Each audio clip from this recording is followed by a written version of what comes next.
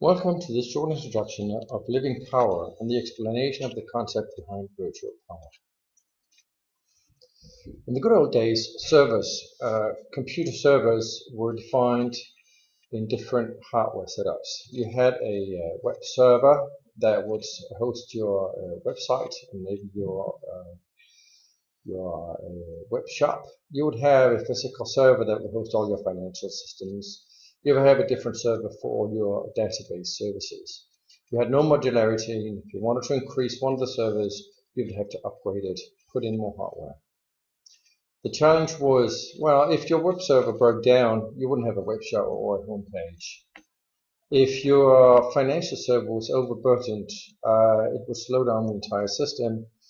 And if your database server, for any reason, wasn't doing anything, it would just cost you money having it sitting there for no good use. Today, all servers are virtual. That means through systems like VMware, all the operations are sharing the CPUs, the RAMs, the disks. It creates flexibility, modularity between the systems. The benefit of virtual servers, of course, your web servers run on one of the virtual servers. If that crashes, one of the other ones will simply take over. If your financial system is running on one of the servers and has a very high task to perform, it will automatically distribute the load to the other servers, which will help facilitate a faster task. And if your database or database server is not running or needing anything, the system will automatically shut down all the unnecessary resources, saving you all the electricity and the money. Now, in the power environment, we're still stuck with the physical power setup. And today we want to introduce how we're moving that physical setup to a virtual power setup. In the good old days, you would have your UPS system that would have supply for different zones. And if one of them broke down, neither of them would have power, or that particular one wouldn't have any power. But with the move to virtual power, we're now combining all the UPS systems and giving them a life, making it able to share the resources.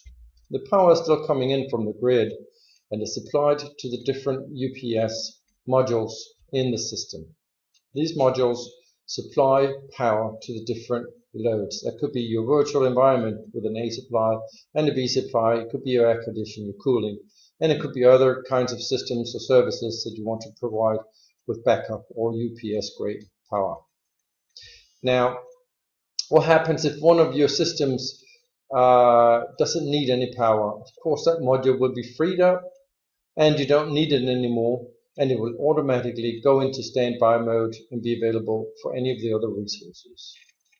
If, for instance, your air conditioner, your pumping system needs some high in-boost, high in-rush, or is in an overpeak or overload situation, the other power modules in the system will automatically take over and help facilitate excess power to this system, of course, provided the resources are available.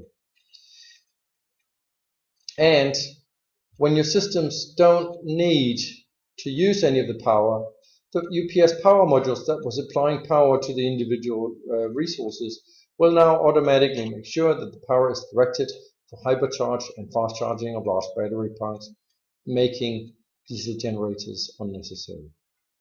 Virtual power is consisting of two different things: living power, which monitors the grid status, different output zones, controls the power resources at any time, and facilitate things like in-boost, hypercharge, and virtual generator, where the hybrid power modules switch between the zones, turns modules on and off, converts from power inverter to rectifier and conversion power or charging.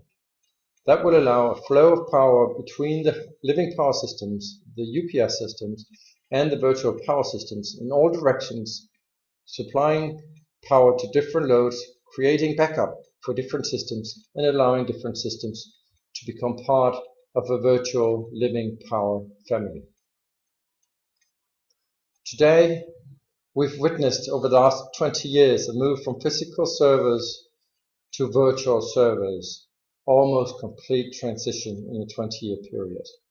We're here today in 2016 witnessing a step towards the power evolution in the same direction, moving from physical power distribution to virtual power distribution.